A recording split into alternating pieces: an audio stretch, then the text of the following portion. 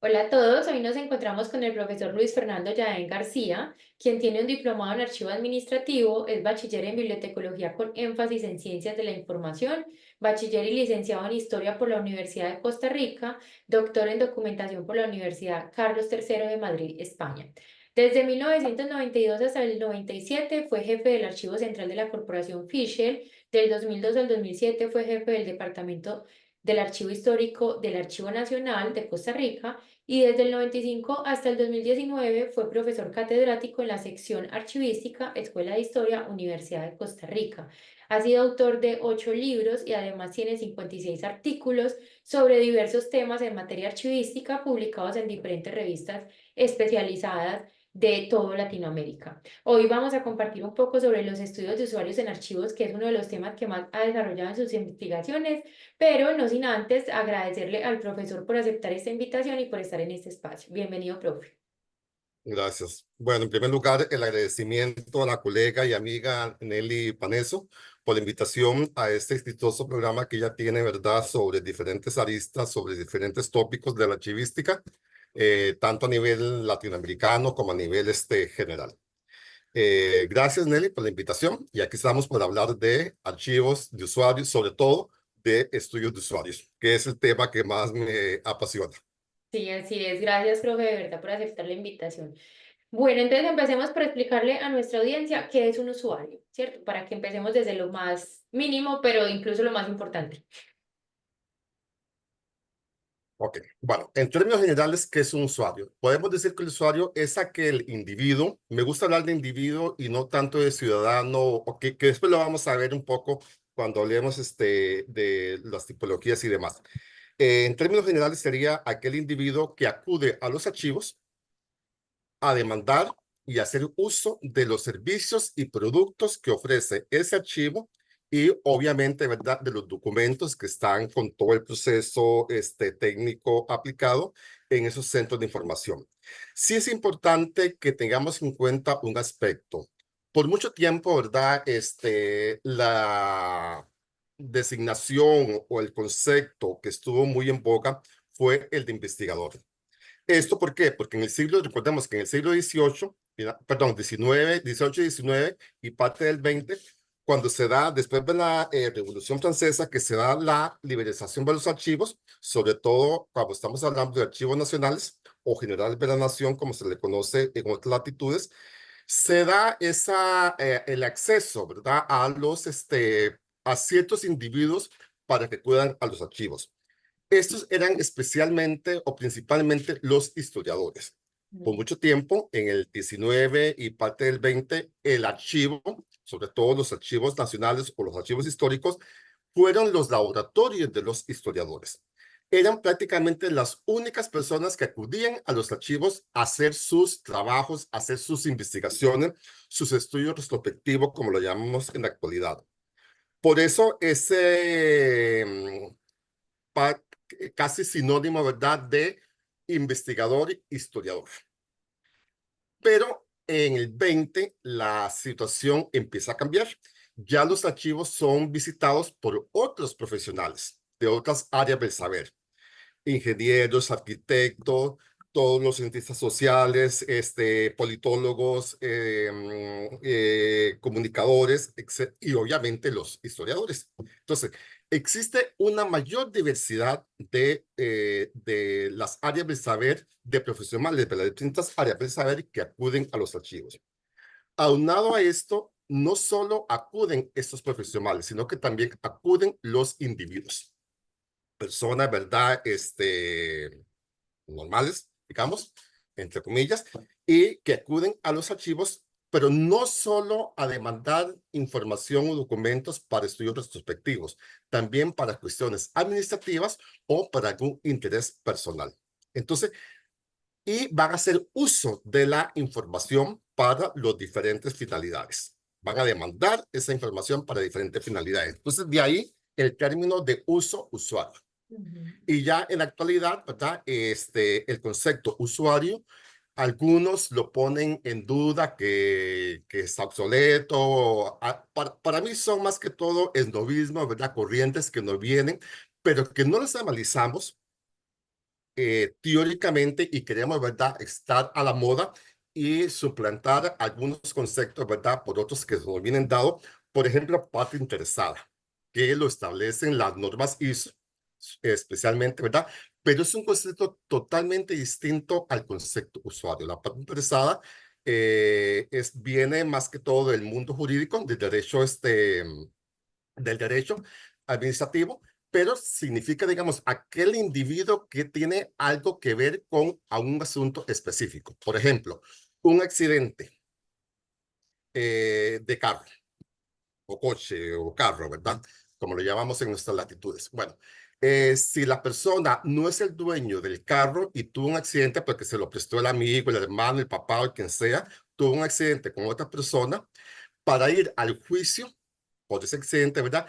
Tiene que ir el dueño del carro, que esa va a ser la parte interesada, Ujú. ¿verdad? Porque es el dueño del carro. Entonces, en el juicio va a estar el que accidentó, el accidentado y la parte interesada, que es el dueño, el propietario del carro. Entonces, tenemos que tener mucho cuidado cuando utilizamos esos conceptos, ¿verdad?, que no son equivalentes. Entonces, yo insisto y defiendo el usuario como aquel individuo que acude a los archivos a demandar tanto servicios y productos como obviamente los documentos que se encuentran albergados, custodiados en ese archivo. Y las últimas, también la bibliografía más reciente avala el concepto de usuario. Y las normas estas de gestión documental y demás, de la RTD, de España y demás, avalan el concepto de usuario. Entonces, el concepto de usuario no está obsoleto, está en plena vigencia. Bueno, gracias, profe. Entonces, listo, relación usuario con uso de información, pues para el caso de Exactamente. nosotros como tal. Ujú. Bueno, ¿y cómo se pueden clasificar esos usuarios de la información? Bueno, tenemos tipologías y categorización. Bueno, Cuando hablamos de tipología, nos referimos a la procedencia del usuario. Es decir, pueden haber usuarios internos y usuarios externos. ¿Cuáles son los internos? Aquellos que provienen o que forman parte de la institución donde se encuentra el archivo. Y los externos, obviamente, ¿verdad?, son los que no corresponden a la entidad donde está albergado el archivo, que vienen de afuera, de otras instituciones o son particulares. Y en el caso de los internos, los podemos clasificar como, o pueden ser la secretaria, los oficinistas, los encargados de archivos de gestión, tomadores de decisiones a nivel básico, a nivel intermedio, a nivel superior, digamos directores y demás. Es decir, todo aquel conglomerado de funcionarios de la entidad donde está el archivo.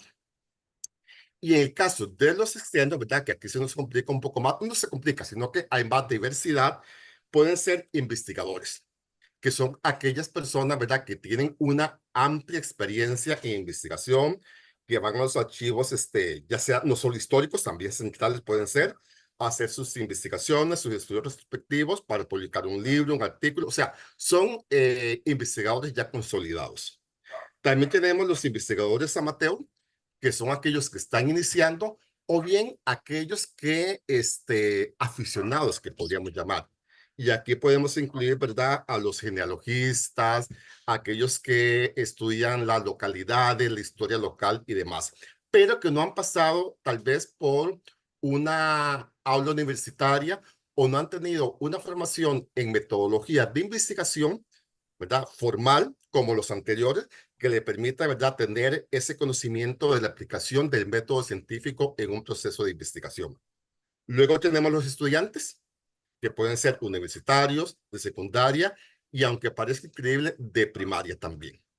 Porque si nosotros hacemos una correcta formación de usuarios, que sería el complemento de los estudios, que yo solo podemos ver en otra, en otra entrevista, otra charla, ¿verdad? Porque da para más. Entonces, desde niños, desde la enseñanza básica, ¿verdad? Los niños, en este caso, saben, conocen y para qué sirve un archivo. Porque todo o la gran mayoría de la población sabe que es una biblioteca, conoce una biblioteca. ¿Por qué? Porque desde la escuela, desde primaria, ¿verdad?, nos enseñaron que existe una biblioteca, para qué sirve, su importancia y demás. Lo mismo podemos hacer con la formación de usuarios con los archivos. Y tendríamos, ¿verdad? Ese bagaje tan amplio, ¿verdad? De la importancia y de la importancia que tienen los archivos. Luego tenemos los productores de actividades culturales, que pueden ser cineastas para hacer películas. Actualmente, ¿verdad? Muchas películas tienen en cuenta documentos o información de los archivos. Van a los archivos a investigar, sobre todo cuando son películas de época, para hacer audiovisuales, de comerciales o de alguna actividad cultural, festival. Es decir, todo lo que tenga que ver con el mundo, ¿verdad? De la cultura en general. Y aquí, la antepenúltima serían los particulares o individuos, ¿verdad? Y los extranjeros. Aquí me detengo un poco. Muchos llaman, están aplicando el concepto de ciudadano, pero tenemos que tener cuidado. ¿Qué es un ciudadano? Es aquel, ¿verdad?, de un estado, de una nación que tiene una serie de, Derechos y digamos, de privilegios, entre comillas, ¿verdad? Y una también de obligaciones y demás. Recordemos que no solo en Latinoamérica, también en el mundo en general, estamos viviendo una época, ¿verdad? Un periodo, una coyuntura de mucha migración. Tenemos cantidades de poblaciones migrantes. derechos. Que estas poblaciones migrantes requieren de información por su situación, por lo que sea, ¿verdad? Requieren de información, pero no podemos a la población migrante considerarlos como ciudadanos. Entonces, ni tampoco a un extranjero que está en proceso de su legalización, ya sea de nacionalizarse o arreglar sus documentos para tener un estado, ¿verdad?, más legal. Entonces, esas poblaciones no las podemos excluir, Ujú. no las podemos excluir. Entonces, por eso yo prefiero aplicar, en vez de ciudadano, por eso que acabamos de señalar, el concepto de o la terminología o el vocablo de particulares o individuos y extranjeros. Porque también el extranjero, que está a derecho, digamos, ocupa de los archivos. Yo, por ejemplo, vivo en una zona costera que hay muchos extranjeros. Tienen muchos negocios, bueno, son inversionistas. Y ellos requieren, en este caso concreto, de muchos servicios que brinda el archivo de la municipalidad o el ayuntamiento o el municipio, ¿verdad? De la localidad donde yo vivo. Son extranjeros, no son nacionales. Todavía no tienen la categoría de ciudadanos porque no se han nacionalizado, ¿no? Están en un proceso, ¿verdad? Intermedio. Y también hay mucha población migrante que ni uno ni lo otro. Ujú. Entonces, por eso yo prefiero particulares y extranjeros. Y por último, el Estado, porque también el Estado es un usuario externo, ¿verdad? Qué sé yo, el Ministerio de Salud requiere información del Archivo Central del Ministerio de Educación para X campaña, ¿verdad? De salud, y qué sé yo, y se requiere de Estado, de una institución estatal a otra institución estatal. Entonces, el Estado como tal también es un ciudadano, perdón, es un usuario externo. Eso en cuanto a la tipología. Y en cuanto a la categorización, se categorizan en usuarios reales y usuarios potenciales. Los reales son aquellos asiduos a los archivos, que lo conocen el archivo muy bien en cuanto a su cuadro de clasificación, sus instrumentos de descripción. O sea, es decir, es aquel usuario que no depende del referencista o la persona encargada, sino que ya sabe el teje y maneje, ¿verdad?, del archivo. Porque su constante Eso. asistencia a ese centro, ¿verdad?, pues ya le ha permitido ese conocimiento. Y los potenciales, que son aquellos que van esporádicamente, una vez perdida, una vez al año, una vez en su vida, al archivo por una necesidad X. Porque, bueno, andaban solicitando haciendo un trámite, una gestión, y bueno, vaya al archivo porque ahí está el documento, pero fue muy puntual. Puede que en otra gestión también vaya al archivo otra vez, Pero dependiendo de esa asistencia, estos usuarios potenciales pueden evolucionar y convertirse en usuarios reales.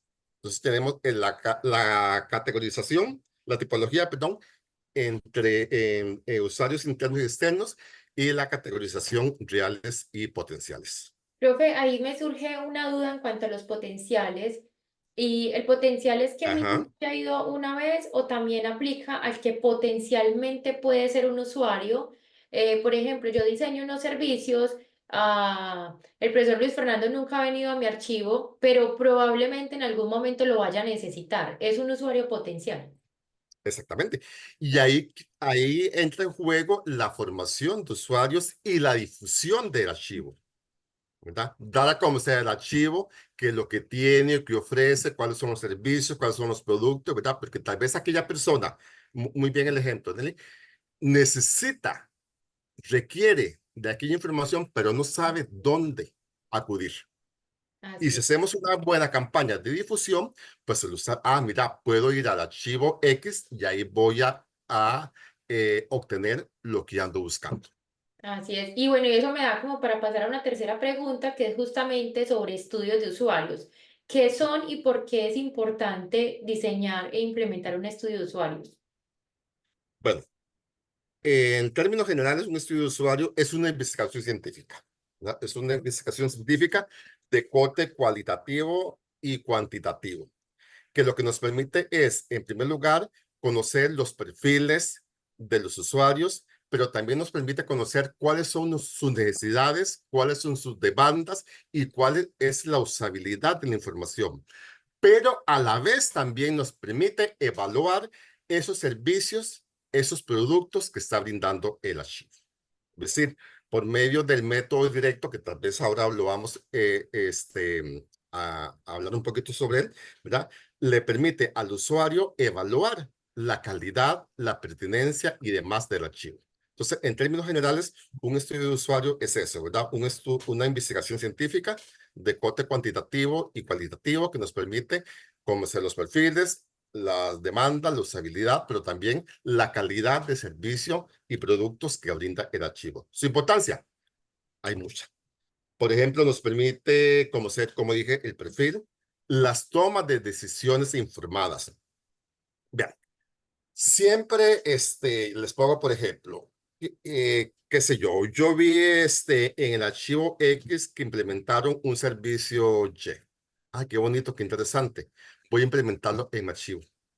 Pero ese servicio es útil o lo requieren mis usuarios del archivo donde yo estoy.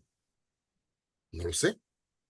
Tal vez es que yo vi en un archivo de salud con unos usuarios muy puntuales y yo trabajo en un archivo que tiene que ver con agricultura, que no hay mucha relación, qué sé yo, ¿verdad? Entonces, muchas veces el fracaso de la implementación de muchos servicios y productos es que lo hacemos por intuición, porque me gustó, por lo que vi, por el novismo o por lo que sea, pero no habiendo hecho un estudio de esas necesidades, llamémoslo de mercado. El estudio de usuarios me permite a mí saber, conocer cuáles son las necesidades de mis usuarios, cuáles son los requerimientos de mis usuarios. Y con base en esos conocimientos, yo puedo establecer servicios y productos que realmente el usuario los va a demandar. Porque ¿de qué vale implementar en un servicio o en un producto para que nadie lo utilice? Total. Que sea un fracaso. No tiene ningún sentido, ¿verdad? Y menos con los presupuestos cada vez más reducidos de los archivos y de todas las instituciones, tenemos que ser certeros con lo que vamos a hacer. También nos permite establecer el programa de formación de usuarios. Yo conozco mi sector, mis segmentos, perdón, de usuarios. Bueno, voy a establecer un programa de formación, sí, de formación de usuarios y también de difusión para estudiantes universitarios, para estudiantes de primaria, para población migrante, para, etcétera, ¿verdad? al conocer yo el usuario, la población que llega a mi archivo, me permite establecer programas concretos, tanto de formación como de difusión de archivos, ¿verdad? Que vayan dirigidos a ese perfil de ese conglomerado de usuarios que acude a mi archivo. También tomar decisiones en cuanto a la descripción. Recordemos que la descripción es fundamental para poder recuperar la información. Si yo, la descripción pues está mal planteada, mal hecha, ¿verdad? Es imposible recuperar los documentos. Y conociendo esas necesidades de los usuarios, yo puedo establecer un programa de descripción acorde, ¿verdad?, con esas necesidades. La evaluación de los recursos humanos, los recursos materiales, los recursos tecnológicos, ¿sí? El trato que le dan en el archivo, la limpieza, la luz, el ruido. O sea, me permite evaluar un montón de cosas, ¿verdad? Pero con la finalidad de mejorar. Uno de los problemas por lo que los archivistas no implementan los estudios de usuario es que les da miedo. Porque sí, el estudio de usuarios es una radiografía de Mm. la realidad del archivo, ¿verdad? Nos permite ver cómo está el archivo. Bien, regular, malo, muy malo, etc. Pero tenemos que ver eso en positivo.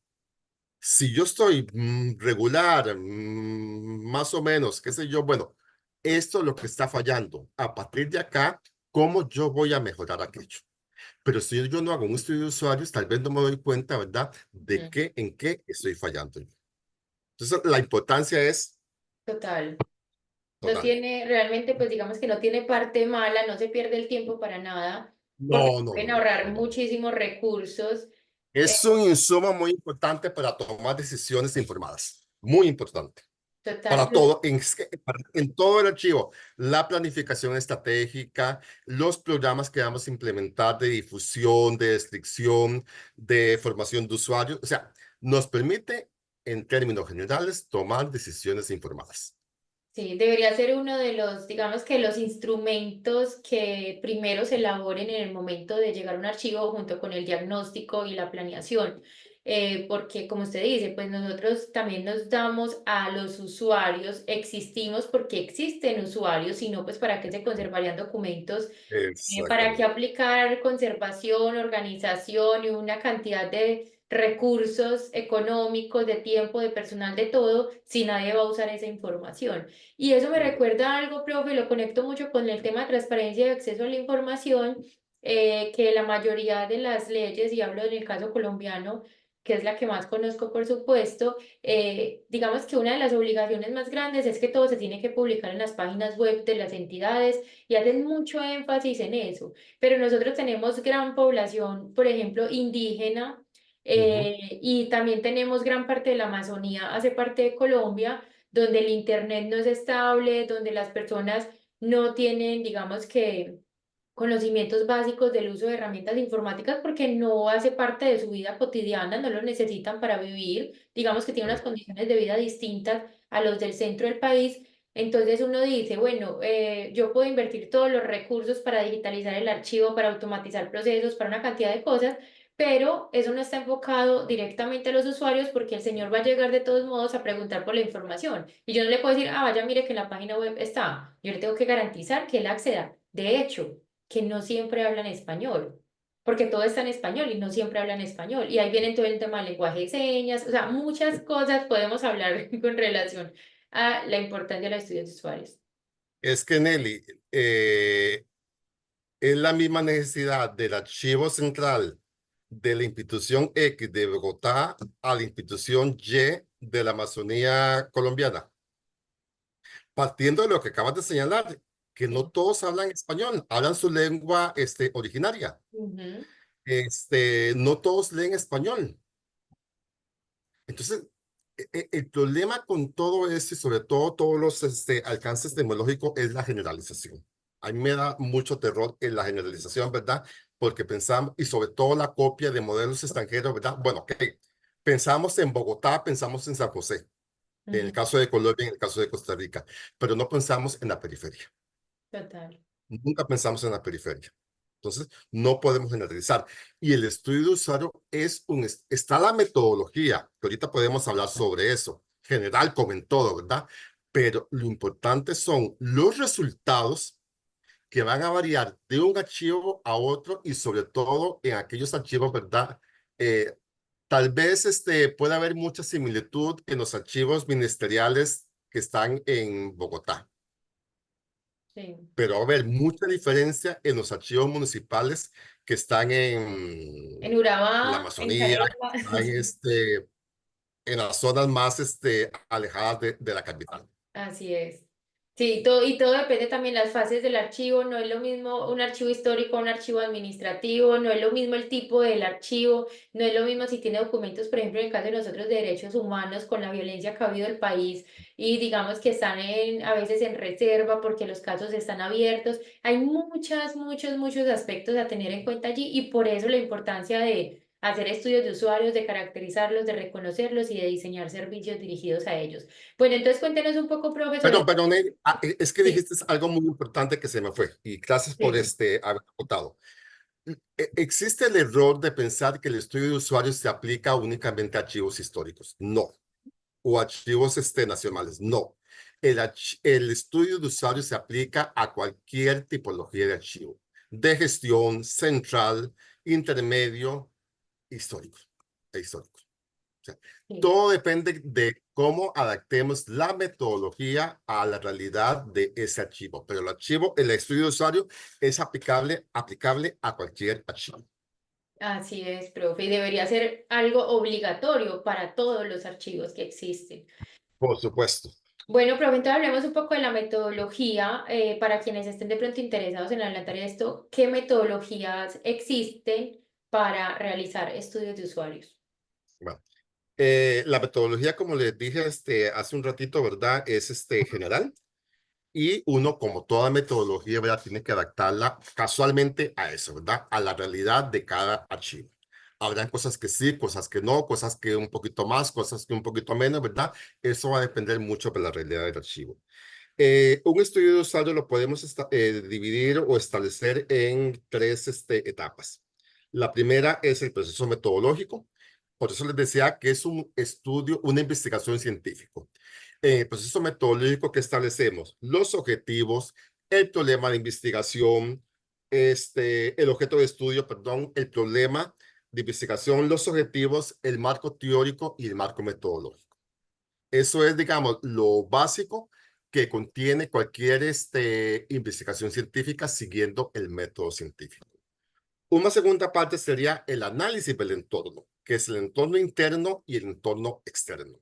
Cuando hablamos del interno, nos referimos, ¿verdad?, a la estructura orgánica, a la infraestructura, a los recursos, talento humano, recursos económicos y demás del archivo como tal, no de la entidad, que a veces se comete también ese error. Es de el archivo, porque el estudio de usuario lo estamos haciendo en el archivo. Entonces, el análisis interno, perdón, el entorno interno es del archivo. Obviamente que hay una correlación con la entidad, pero se basa en todos los elementos que vamos a analizar en el entorno interno del archivo. Y luego el entorno externo sería, ¿verdad?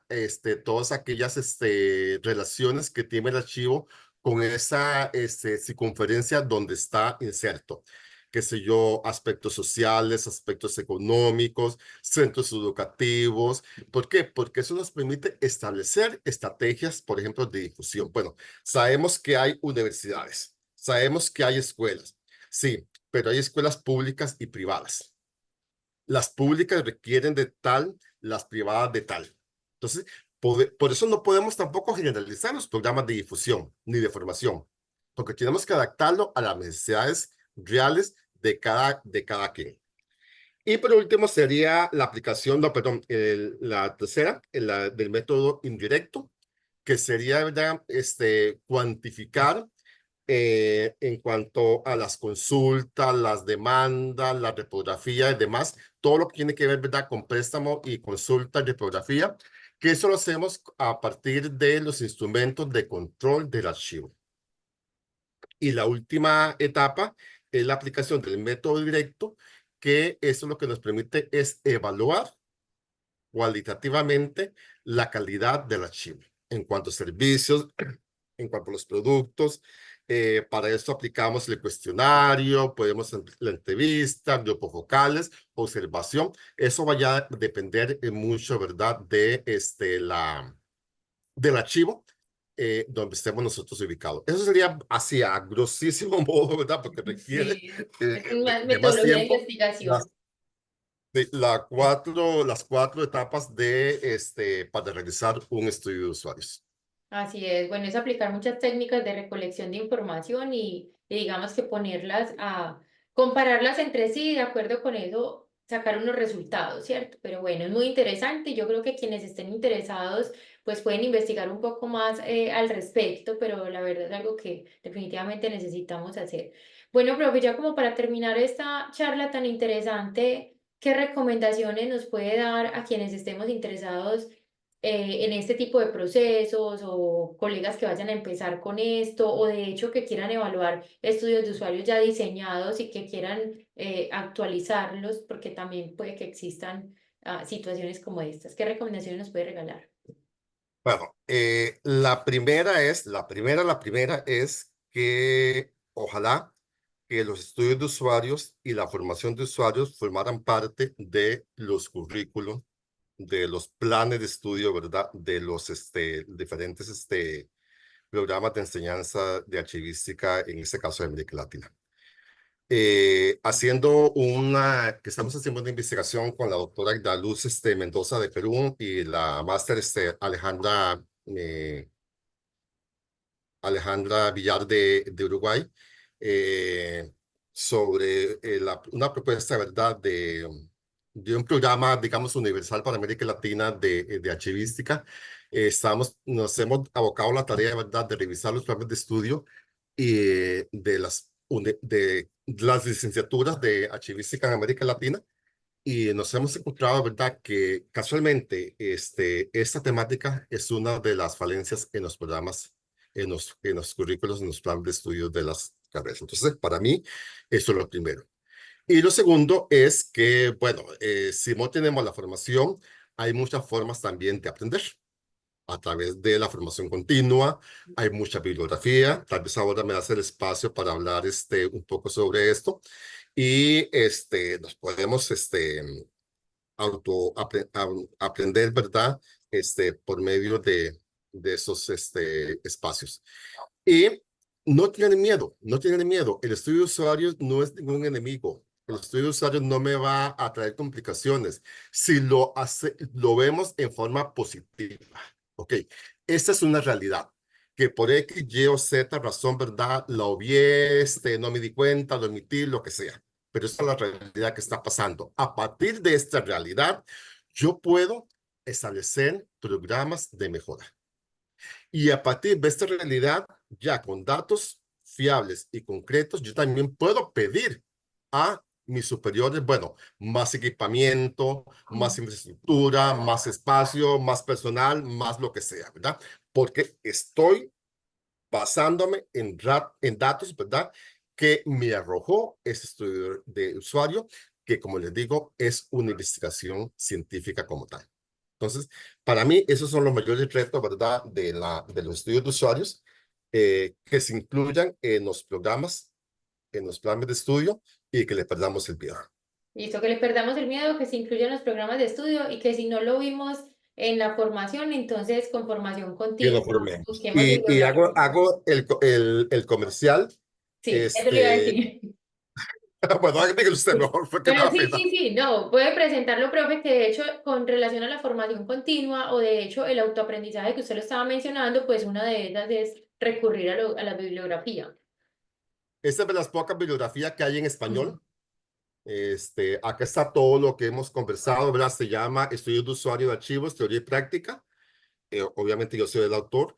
Y lo publicó Alfagrama, que es una editorial, ¿verdad?, que se especializa en nuestra área de conocimiento, que es la única en América Latina.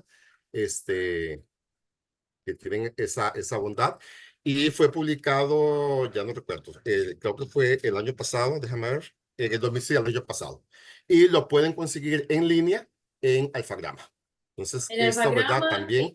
y también en las bases de datos de las universidades, algunas ya lo adquirieron, También, entonces sí, también lo pueden sí, conseguir allí. sí.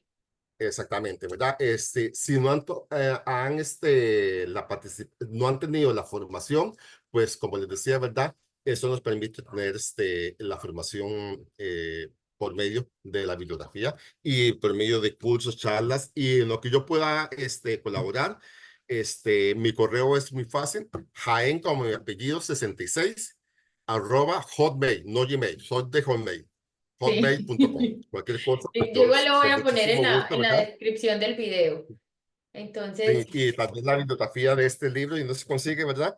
Y yo siempre contesto, respondo, tal vez no de forma inmediata, nadie lo sabe, pero sí sí. respondo a todo lo que me consulta.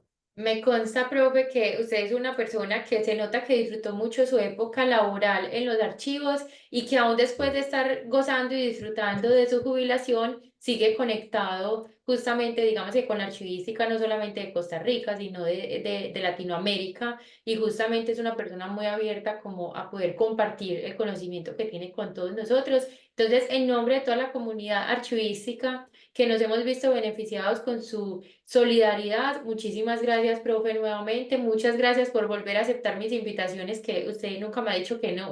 Siempre están los espacios que yo lo llevo y la verdad me siento muy honrada de poderlo tener acá. Entonces, eso es todo. Muchas gracias. Gracias, Nelly, gracias por la invitación y gracias a la audiencia, ¿verdad? Y éxitos en tu programa. Hasta luego.